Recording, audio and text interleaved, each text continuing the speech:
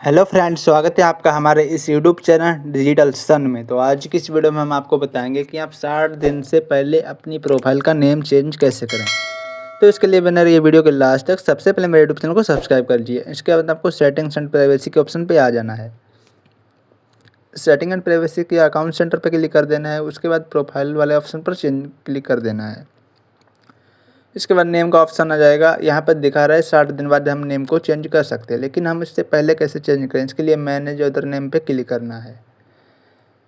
लेकिन यहाँ से जो प्रोफाइल का यहाँ पर जो स्टेप दिखाई देगा, अगला स्टेप आपको शो होगा, तो यहाँ पर हम नेम को 60 दिन से पहले चेंज नहीं कर सकते हैं और हम निकनेम बना सकते हैं, अपना निकनेम लगा सकते हैं और अपने नेम को अपने 60 दिन से पहले चेंज नहीं कर सकते हैं किसी भी प्रकार से। तो आपको वीडियो कैसा लगा है, अच्छा लगा है तो लाइक शेयर कमेंट ज़रूर करें। और ये मेरा निकनेम यहाँ पर चेंज हो गया है। आपको वीडियो अच्छा लगा है तो लाइक शेयर कमेंट ज़रूर कर दें।